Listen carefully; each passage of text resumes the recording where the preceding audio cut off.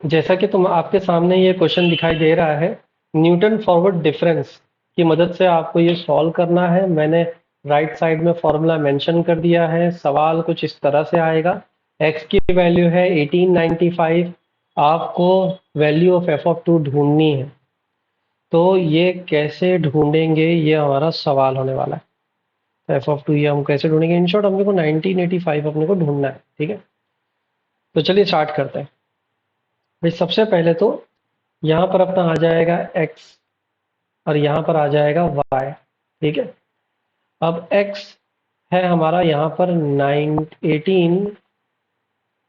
1891। थोड़ा सा ये दिखने में अच्छा लगे इसलिए मैं यहाँ पर एक लाइन ड्रॉ कर लेता हूँ ताकि कैसे समझ में आए अच्छे से। उसी तरीके से यहाँ पर अब ये करने के बाद एक और चीज़, यहाँ पर हम ज़रा बैकग्राउंड पे ये लाइन वाला बैकग्राउंड कर लेते हैं, इससे थोड़ी हमको और हेल्प मिलेगी। एक लाइन छोड़कर अब हम यहाँ लिख देते हैं हमारा दूसरा नंबर विच इज़ 19। एक सेकंड में इरेजर, उसके बाद पेंसिल। 1901, फिर 1911। जो ऊपर दिया हुआ है सवालात में हम उसी को उतार रहे हैं। 1921 एंड 1931। आपने देखा होगा मैंने बस एक एक का गैप दे दिया। आप भी यही करना, गैप देना। फिर उसके बाद आएगा नंबर की बारी 46, 66, 81, 93, 101।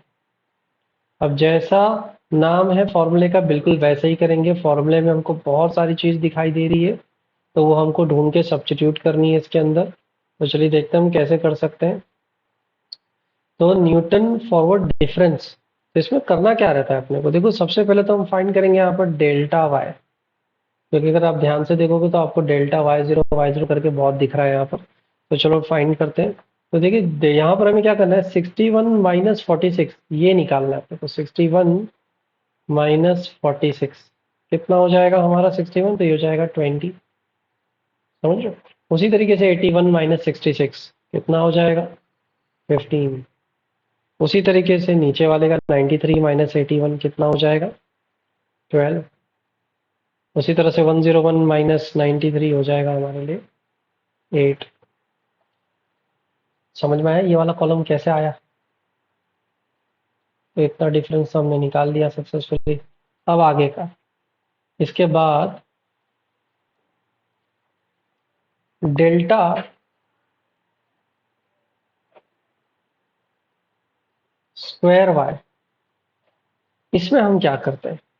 अब देखो ये जो आपके आया ना डिफरेंस 20 15, इनका भी डिफरेंस निकालना है। तो 15 माइनस 20 कितना हो जाएगा, तो 15 माइनस 20 हो जाएगा -5। 12 माइनस 15 कितना हो जाएगा, -3। और 8 माइनस 15 कितना हो जाएगा, -4। इसलिए मैं देखो पहला नंबर आपको लिख के दिखा रहा हूँ। ठीक है,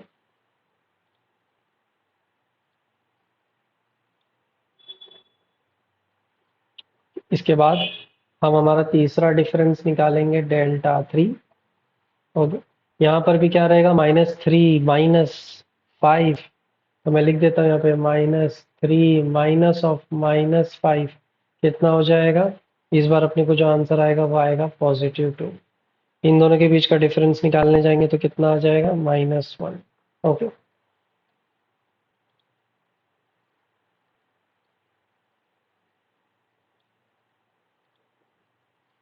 इसके बाद यहाँ पे y लिखना भूल गया मैं।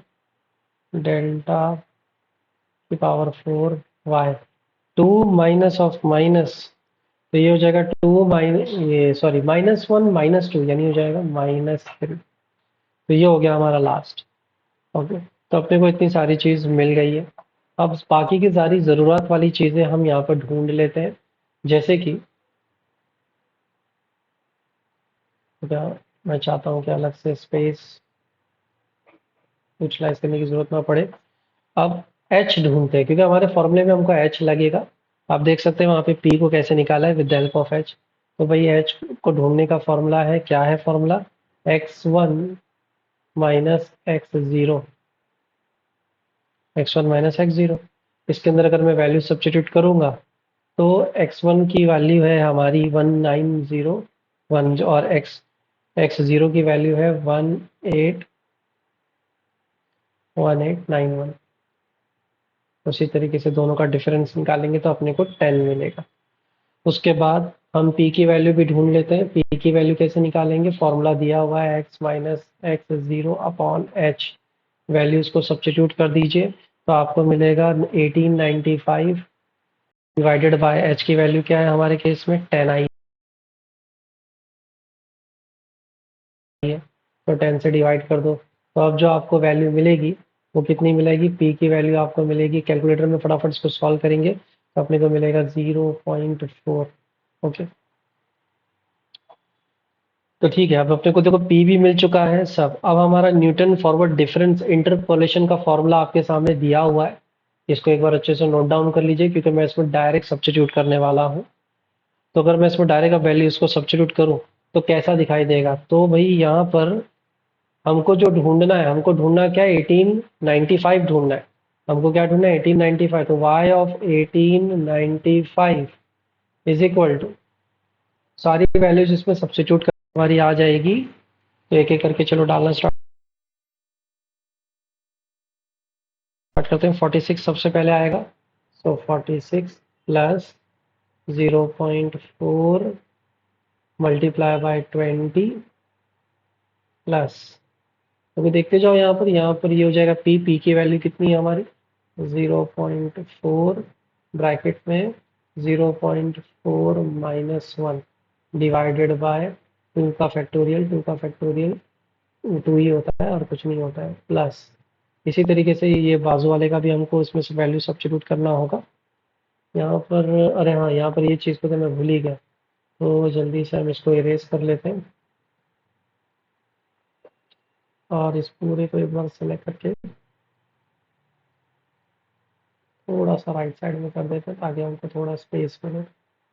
ओके, फिर यहाँ पे मैं अपना इंटू -5, फिर बीच में प्लस प्लस करूँगा तो यहाँ पर आ जाएगा 0.4 ब्रैकेट में 0.4 माइनस 1, फिर 0.4 माइनस 2 डिवाइडेड बाय 3 का फैक्टोरियल, राइट ना। फिर उसी तरीके से हम यहाँ पर मैं कंटिन्यू करने जा रहा हूँ प्लस।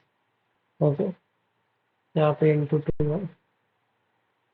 ओके, फिर प्लस करो यहाँ पे 0.4 0.4 माइनस 1 0.4 माइनस 2 0.4 माइनस 3। देखिए ना, मैं फॉर्मूले के अंदर ही सब्स्टिट्यूट कर रहा हूँ सब कुछ। हो जाएगा 4 का फैक्टोरियल। ओके, इनटू डेल्टा की पावर 4, तो देखो ये रहा डेल्टा की विच इज -3 है ना, तो चलिए -3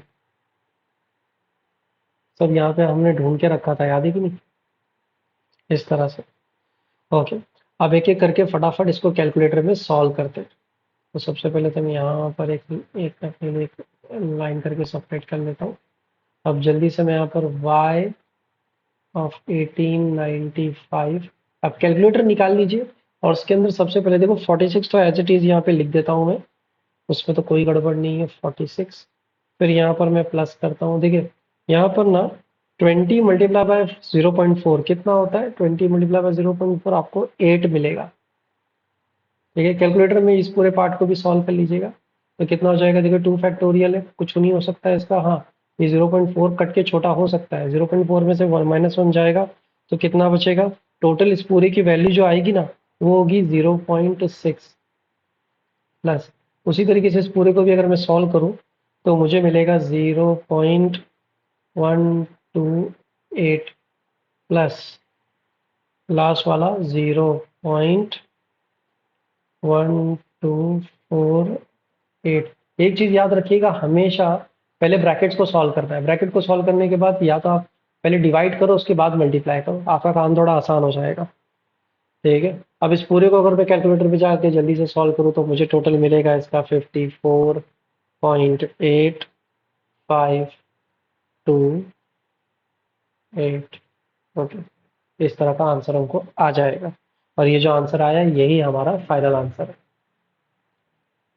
उम्मीद करता हूँ ये समझ में आया होगा। अगर आपको इसमें कुछ डाउट है किसी पर्टिकुलर जगह पर, आप चाहते हो कि नहीं सर हमको वो कैलकुलेटर में सॉल्व करके भी दिखाओ, तो आप मुझे कमेंट के माध्यम से बताइएगा, तो मैं आपको वो भी नेक्स्ट क्वेश्चन में बताना स्टार्ट कर दूंगा।